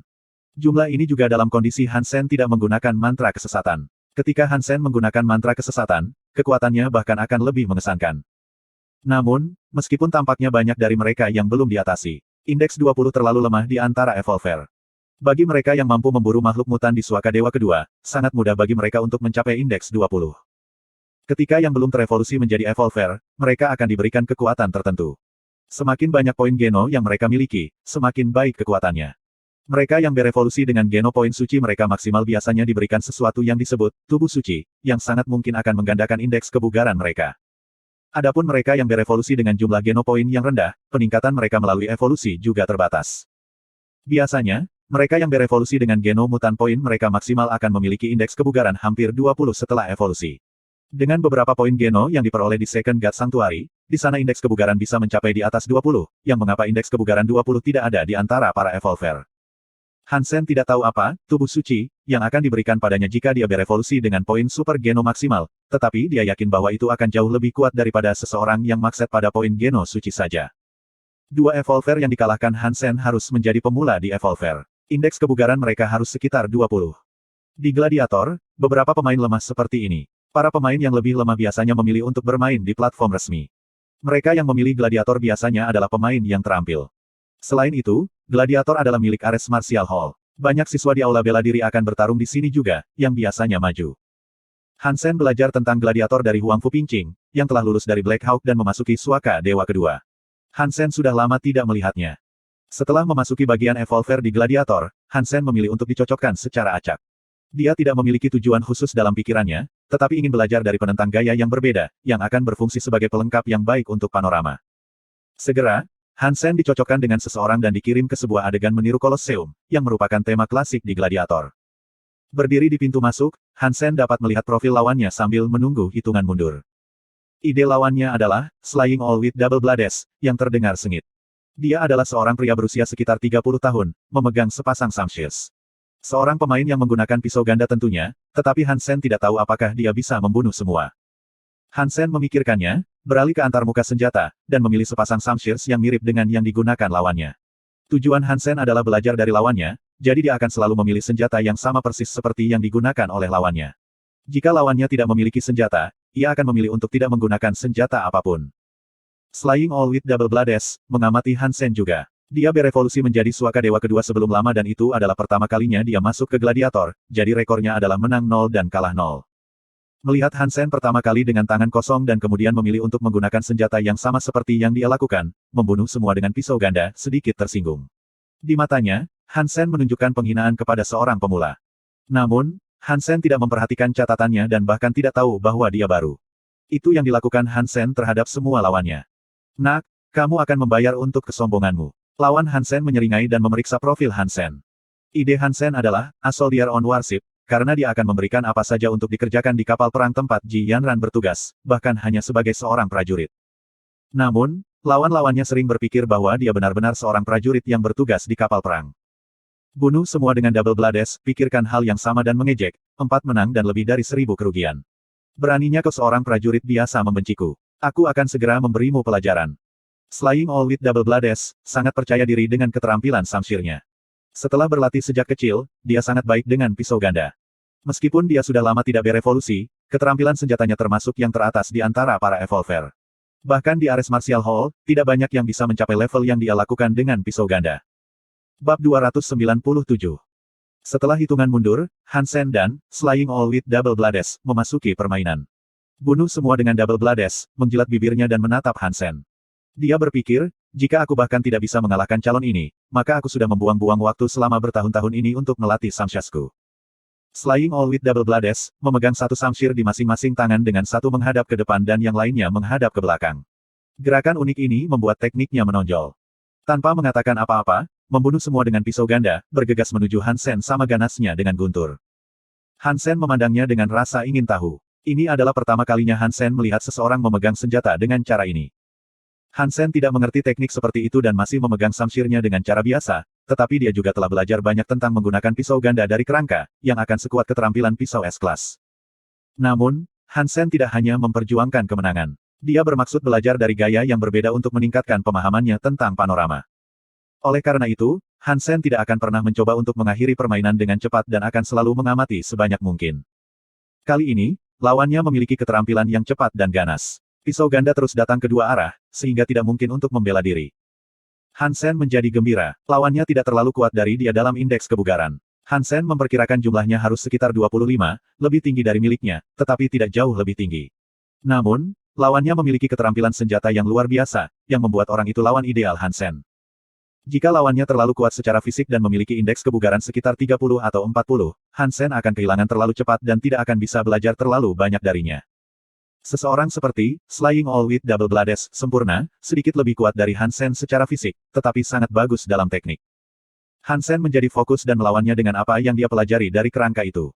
Meskipun lawannya menguntungkan, dia tidak pernah bisa menyebabkan kerusakan fatal. Slaying All with Double Blades menjadi semakin takjub. A Soldier on Warship jelas lebih rendah daripada dirinya dalam indeks kebugaran, tetapi dia belum pernah melihat keterampilan aneh seperti itu. Setiap pukulan dari Hansen dan setiap langkah yang diambilnya akan membuat lawannya kesulitan. Slaying All with Double Blades merasa bahwa semuanya berantakan, yang membuatnya bingung ketika harus menyerang. Slaying All with Double Blades tahu bahwa dia lebih kuat dari lawannya dan memiliki keterampilan yang lebih baik, tetapi tidak ada yang bisa dia lakukan untuk menang. Meskipun dia diuntungkan, dia tidak merasa baik. Keahlian apa ini? Dia tidak lagi berpikir Hansen hanya memilih samshirs untuk mengejeknya, tetapi percaya Hansen sendiri adalah master pisau ganda. Namun, itu baru permulaan. Meskipun Hansen kurang fisik dibandingkan dengan lawannya, keterampilan bilah gandanya yang luar biasa menebus kecepatan dan kekuatannya, membuatnya mustahil bagi membunuh semua dengan bilah ganda untuk mengalahkannya. Saya tidak bisa terus seperti ini, kalau tidak saya akan benar-benar kalah. Saya tidak bisa membayangkan betapa kuatnya orang di gladiator. Bahkan seseorang dengan hanya 4 kemenangan dan lebih dari 1000 kehilangan memiliki keterampilan yang menakjubkan. Saya harus menunjukkan semua yang saya miliki sekarang. Merasa kaget, lawan-lawan Hansen tidak berani memesan apapun dan membalikkan ujung samshirnya ke belakang. 13 Slash adalah salah satu teknik yang paling sulit untuk dipelajari. Sangat sedikit orang yang benar-benar dapat menggunakan 13 tebasan, yang merupakan salah satu keterampilan rahasia di Ares Martial Hall. Alasan bahwa membunuh semua dengan pisau ganda dapat mempelajari 13 Slash adalah karena ayahnya bekerja sebagai salah satu administrator Ares Martial Hall. Saat ia menggunakan 13 Slash, Hansen tiba-tiba berada di bawah krisis besar. Kedua samshir terus bertambah cepat dan aneh. Setelah menangkis 7 pukulan, Hansen tidak bisa memblokir tebasan ke-8. Dia melangkah maju dan menghindari tebasan, tetapi serangan ke-9 memotong kulitnya. Mereka berdua dalam sistem simulasi, jadi tidak ada darah. Sistem memberitahu bahwa kesehatan Hansen turun 27%. Jika kesehatan turun ke 0, maka pemain akan ditendang keluar dari permainan dan dianggap kalah. Kecuali jika pemain dipenggal atau didorong melalui jantung dengan senjata, permainan akan berakhir ketika kesehatan seseorang terkuras. Jika itu dalam kehidupan nyata, Hansen akan terbunuh sekarang. Mata Hansen bersinar dan menggunakan spartikel untuk menghindari serangan berikutnya dari lawannya. Samshir itu seperti taring iblis, menari-nari di tangan lawannya, meninggalkan satu demi satu luka di tubuh Hansen. Namun, lawannya bahkan tidak merasa senang tentang hal itu. Meskipun dia telah melukai Hansen, dia masih merasa sangat terkekang. Setiap kali dia pikir dia akan menghabisi Hansen, dia hanya meninggalkan luka kecil pada Hansen. Segera, dia menyelesaikan 13 slash. Meskipun dia meninggalkan banyak tanda pada Hansen, kesehatan Hansen masih turun 70%, jadi masih akan lama sampai Hansen ditendang keluar. Sialan, jika ini adalah dunia nyata, dia akan mati kehabisan darah sekarang, kutuk lawan Hansen. Inilah mengapa Hansen memilih untuk berlatih di gladiator. Dia tidak perlu waktu untuk menyembuhkan sebelum pergi ke pertarungan berikutnya, yang ideal baginya untuk mengumpulkan pengalaman tempur. Karena aku tidak bisa membunuhmu dengan 13 slash, aku akan melakukannya lagi, membunuh semua dengan pisau ganda, memutuskan. Hansen hanya memiliki 30% dari kesehatannya yang tersisa, jadi dia tidak akan bisa bertahan lagi. Memegang samshirs mundur, membunuh semua dengan pisau ganda, sekali lagi menggunakan keterampilan rahasia, 13 slash. Mata Han Sen setenang kolam yang dalam, mencerminkan setiap gerakan lawannya. Bab 298. Slaying All dengan Double Blades menggunakan 13 Slash untuk kedua kalinya, bermaksud untuk mengalahkan Han Sen sesegera mungkin. Namun, dia segera mengetahui bahwa itu tidak sesederhana yang dia kira. Meskipun kecepatan dan kekuatan Han Sen tidak meningkat, Slaying All dengan Double Blades merasa seperti itu menjadi jauh lebih sulit baginya untuk mengenai Han Sen. Pertama kali dia menggunakan 13 Slash, dia berhasil memotong Han Sen pada pukulan ke-9.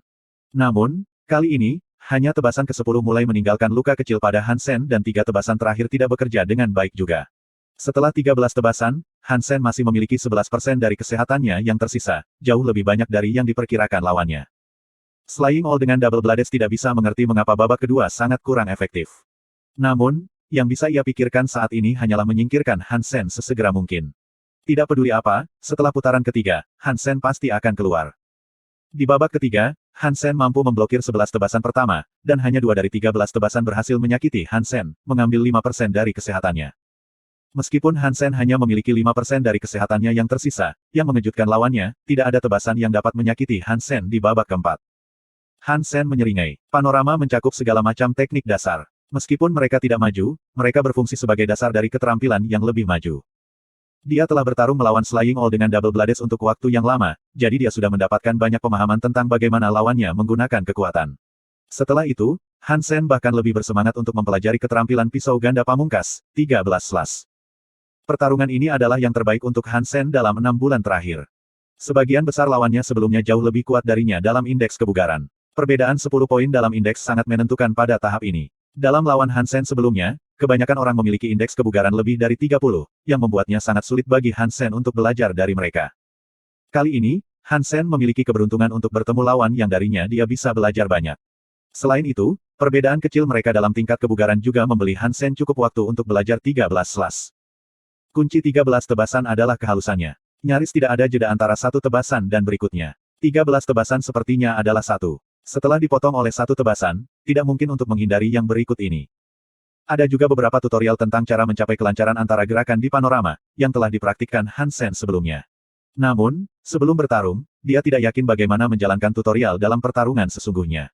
Setelah menyaksikan lawannya menggunakan 13 tebasan, Han Sen akhirnya mengerti apa yang diperlukan untuk mencapai kehalusan. Sementara Han Sen sedang belajar, lawannya melebarkan matanya. Meskipun Han Sen hanya memiliki 5% dari kesehatannya yang tersisa, dia tidak bisa memukul Han Sen lagi. Dia telah menggunakan 13 Slash beberapa kali, namun gagal untuk menyakiti Han Sen. Setelah Han Sen memaksa lawannya untuk mundur, dia melemparkan Samshears ke udara dan menangkap mereka dengan ujung menghadap ke belakang seperti yang dilakukan lawannya. Membunuh semua dengan pisau ganda bingung melihat Han Sen menyalinnya. Saat berikutnya, dia menjadi marah. Karena Han Sen telah membuat tebasan pertamanya, yang terlihat persis seperti langkah pertama dari Slash 13. Membunuh semua dengan pisau ganda ingin membunuh Han Sen pada saat ini. Dia hampir yakin bahwa pria ini berusaha mempermalukannya. Jika Han Sen hanya memilih Samshir yang sama seperti yang dia lakukan, dia bisa memahaminya, namun, Han Sen bahkan mencoba untuk meniru 13 Slash-nya. Slaying All dengan Double Blades berkelahi dan membenci lawannya pada saat yang sama. 13 Slash sama sekali tidak mudah untuk disalin. Dia sudah mulai meletakkan fondasi sejak dia berusia 10 tahun dan hanya bisa mulai berlatih 13 Slash sejak dia memasuki tempat suci God pada usia 16 tahun. Bahkan dengan yayasan selama bertahun-tahun, masih diperlukan Slaying All dengan Double Blades lebih dari sebulan untuk mempelajari 13 Slash. Sekarang lawannya hanya menontonnya belasan kali, seharusnya tidak mungkin bagi Han Sen untuk meniru keterampilan itu. Membunuh semua dengan Double Blades memaksakan dirinya untuk tenang dan menyadari itu adalah peluang besar untuk menyamar. Karena lawannya tidak mungkin meniru gerakannya, dia bisa mengambil kesempatan untuk mengalahkan Han Sen. Berdasarkan pemahamannya tentang 13 Slash, sekali Han Sen membuat kesalahan kecil ketika mencoba menggunakan 13 Slash, ia bisa dengan mudah menyingkirkan Han Sen. Dengan 5% kesehatan tersisa, Han Sen dapat dengan mudah dihilangkan dengan satu kesalahan. Ini dia, Slaying All with Double Blades menahan amarahnya dan menyaksikan gerakan Han Sen dengan saksama, siap untuk memberinya pukulan mematikan begitu dia melihat kesalahan.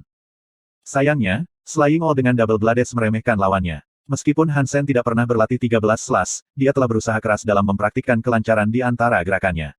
Karena tidak memiliki titik referensi, dia tidak pernah bisa menggunakannya dengan baik. Setelah menyaksikan 13 tebasan, Han Sen telah sepenuhnya memahami esensi kelancaran sehingga ia dapat dengan mudah menguasai keterampilan lawannya. Bab 299. Dari perangkat holografis pribadi, Huang Yulei berjalan keluar dengan linglung. Dia tidak bisa percaya apa yang terjadi padanya dalam 1 jam terakhir. Seseorang yang bukan lawannya untuk memulai, tidak hanya membalikkan permainan, tetapi juga menggunakan keterampilan rahasianya 13 tebasan untuk mengalahkannya. Huang Yulei hanya terdiam. Tidak mungkin. Bagaimana ini mungkin? Tidak peduli seberapa berbakatnya dia, tidak mungkin baginya untuk belajar 13 cakaran hanya dalam 1 jam. Terutama penerapan kelancaran, yang akan membutuhkan banyak upaya untuk belajar. Huang Yulei tiba-tiba memikirkan kemungkinan dan wajahnya berubah muram. Orang itu pasti selalu tahu 13 slas, dan hanya berpura-pura dia pemula untuk mempermalukanku. Pasti itu masalahnya. Kalau tidak, bagaimana dia bisa belajar 13 slas setelah menonton belasan kali? Huang Yulei merinding. Jika dia kalah, itu baik-baik saja. Namun, dia merasa seseorang membidiknya, yang membuatnya merasa tidak enak. Namun, Huang Yulei tahu betul bahwa dia bukan tandingan dari A Soldier on Warship, yang menggunakan 13 slas bahkan lebih baik daripada dia. Huang Yulei tidak percaya diri untuk menantang pria itu lagi. Namun, kegagalan itu sulit ditelan untuk Huang Yulei. Setelah berpikir sebentar, Huang Yulei tiba-tiba memutar nomor dengan tautannya. Segera, seorang pemuda berambut merah seusia dengan Huang Yulei muncul dalam gambar holografik. Pria muda itu tersenyum dan berkata, "Yulei, kamu sekarang seorang evolver. Mengapa kamu tidak mengadakan pesta untuk merayakan? Saudaraku, nanti kita bisa bicara tentang pestanya. Apakah kakak kita ada di sana?" Tanya Huang Yulei dengan tergesa-gesa. Kakak perempuan pergi ke Queen Restaurant untuk pertunjukan dan akan kembali dan malam. Untuk apa kamu membutuhkannya? Suzu menatap Huang Yulei dengan heran, penasaran mengapa orang yang paling takut pada kakak perempuannya akan bertanya apakah dia ada di sana. Tidak ada, kata Huang Yulei cepat, melambaikan tangannya dan menghela nafas lega. Dia kemudian memberitahu Suzu, saudaraku, aku pergi ke gladiator hari ini. Kamu baru saja berevolusi, tidak bisa menunggu. Apakah seseorang mengalahkanmu? Kata Suzu, nyengir. Itu normal bagi Huang Yulei untuk dipukuli karena dia belum mengumpulkan banyak poin Geno di Suaka Dewa kedua. Huang Yulei memerah. Sesuatu yang memalukan karena ini akan menjadi rahasianya. Namun, seorang tentara di kapal perang, sangat kesal sehingga dia ingin Suzu menendang pantat orang itu, itulah sebabnya dia harus memberitahu Suzu apa yang terjadi. Suzu sama sekali tidak mempercayai Huang Yulei. Dia menyeringai, "Yulei, jika kamu ingin aku membantumu, itu baik-baik saja. Tapi jangan melebih-lebihkan. Bagaimana bisa masuk akal bahwa seseorang mempelajari 13 slas dalam 1 jam dan mengalahkanmu dengan itu? Itu sebabnya saya sangat marah. Orang itu pasti sudah tahu 13 slas dan hanya ingin mempermalukan saya. Saya tidak bisa membiarkan ini pergi." Setiap kali Huang Yulei memikirkan masalah ini, dia tidak bisa menahan perasaan kesal. Itu sangat mungkin. Karena dia tahu 13 slas, sangat mungkin dia ada di Ares Martial Hall. Namun, aula bela diri terlalu besar dan memiliki banyak cabang. Karena kamu tidak tahu orang itu, hampir tidak mungkin untuk mengetahui siapa dia. Itu pasti seseorang yang pernah Anda sakiti sebelumnya, saya percaya, Suzu merenung dan berkata. Saudaraku, aku baru saja berevolusi. Siapa yang bisa membuatku tersinggung? Bahkan jika aku melakukannya, aku tidak akan sebodoh itu menyinggung seseorang yang tahu 13 tebasan. Huang Yulei menambahkan, masuk saja ke gladiator. Jika orang itu pergi, itu tidak mungkin menemukannya lagi. Saya tidak memiliki perangkat holografik di dekat saya. Biarkan saya menemukannya. Saya harus pergi sekarang, kata Suzu. Cepatlah. Huang Yulei takut bahwa seorang prajurit di kapal perang akan keluar. Setelah lebih dari setengah jam, Suzu menemukan stasiun layanan dan masuk gladiator. Huang Yulei dengan cepat mengirim ide Hansen ke Suzu dan meminta Suzu menantangnya. Suzu melakukan apa yang dikatakan Huang Yulei, tetapi mendapati bahwa Hansen sudah meninggalkan gladiator. Huang Yulei tiba-tiba menjadi kesal dan berkata, saudaraku, aku menyuruhmu bergegas. Sekarang dia sudah pergi. Jangan khawatir, bukankah kamu mengatakan bahwa dia memiliki 4 kemenangan dan lebih dari 1000 kekalahan? Dia pasti sering berkunjung dan aku yakin aku bisa menangkapnya suatu hari nanti, kata Suzu sambil tersenyum. Huang Yulei harus menerimanya. Hansen cepat-cepat meninggalkan gladiator setelah mengalahkan Huang Yulei, karena dia ingin mengajar Zhang Danfeng 13 slas. Dia telah berjanji pada Zhang Danfeng bahwa dia akan menemukan teman itu keterampilan pisau yang bagus. Zhang Danfeng tidak akan menerima lisensi S-Class Saint Hall, dan ketika dia mencoba untuk mengajar Zhang Danfeng keterampilan belati kerangka, Zhang Danfeng tidak bisa memahami esensi. Keterampilan belati kerangka menuntut fleksibilitas pengguna dan pemahaman tentang ketertiban. Namun, Zhang Danfeng selalu mengejar gaya yang cepat dan ganas, jadi itu wajar jika keterampilan kerangka itu tidak cocok untuknya. 13 slas, bagaimanapun, sangat mungkin merupakan cangkir teh Zhang Danfeng. Hansen ingin sekali mengajarkannya kepada Zhang Danfeng sehingga temannya dapat meningkat. Hansen memanggil Zhang Danfeng yang kebetulan berada di aliansi dan menunjukkan kepadanya 13 slas melalui gambar holografik, yang dicintai Zhang Danfeng. Memuji keterampilan luar biasa, Zhang Danfeng meminta Hansen untuk mengajarinya semua tentang itu. Saat itu tengah malam ketika Hansen selesai mengajar Zhang Danfeng. Berencana pergi tidur, Hansen mendengar dering komlingnya.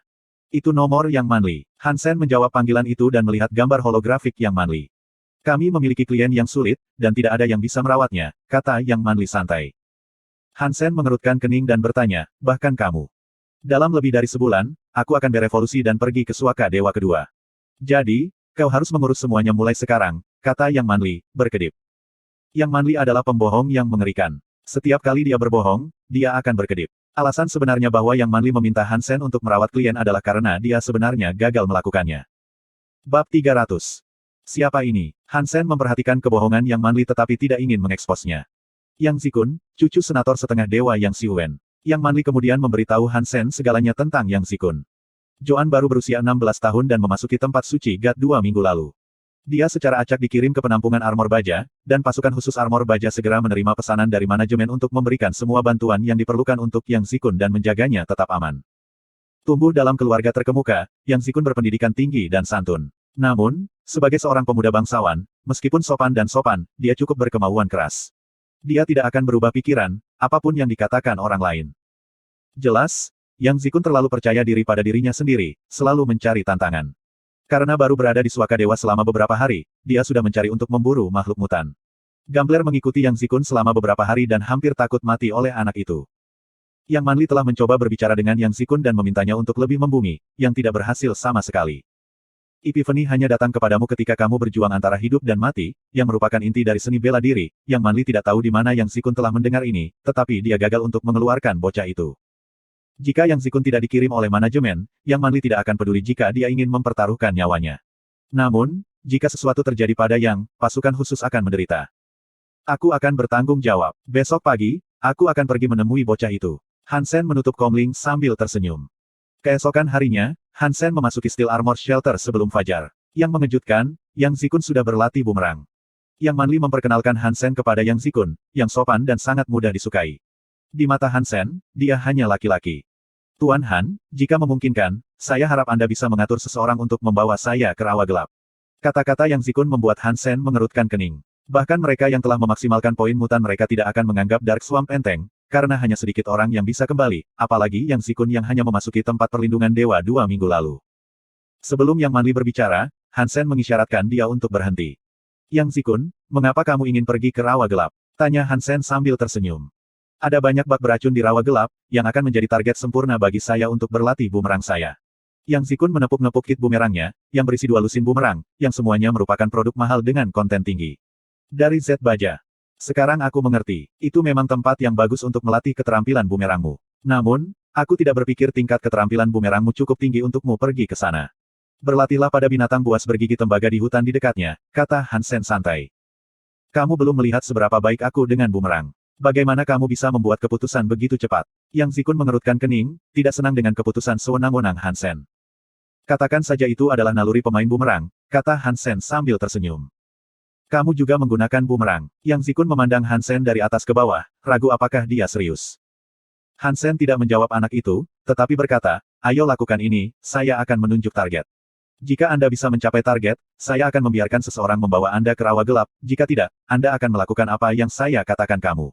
Adil. Iya, tapi targetnya harus berada dalam jarak 60 kaki dari saya. Yang Zikun memiliki banyak kepercayaan pada keterampilan bumerang. Kamu bisa sedekat yang kamu mau. Hansen membawa anak itu ke jarak tembak bullseye, di mana ada banyak target. Hansen menempatkan target di depan yang lain dengan 1 kaki di antara mereka. Targetnya berbentuk bundar dan berdiameter sekitar 2 kaki. Dengan 2 target disejajarkan, target kedua tidak bisa dilihat dari depan.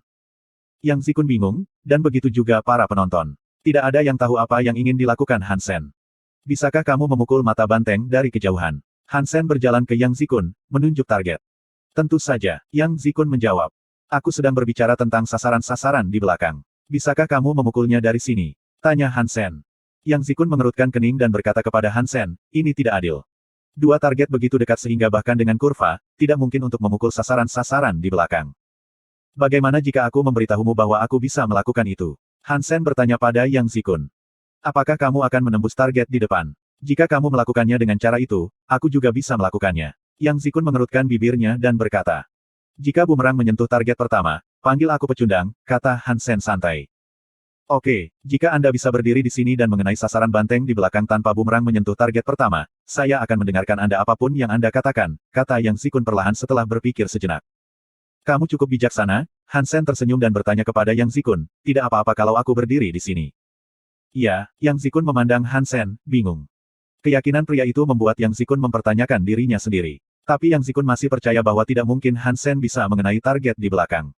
Kedua target sangat berdekatan sehingga bahkan bumerang mengikuti kurva, itu hanya bisa mengenai tepi target di belakang. Yang Zikun percaya bahwa tidak mungkin Hansen bisa mengenai mata banteng itu. Namun, karena Hansen sangat bertekad, Yang Zikun penasaran apa yang akan dia lakukan untuk mencapai ini. Yang Zikun yakin bahwa Hansen akan menggunakan beberapa trik. Hansen, di sisi lain, tidak berpikir untuk berkomplot melawan Yang Zikun sama sekali.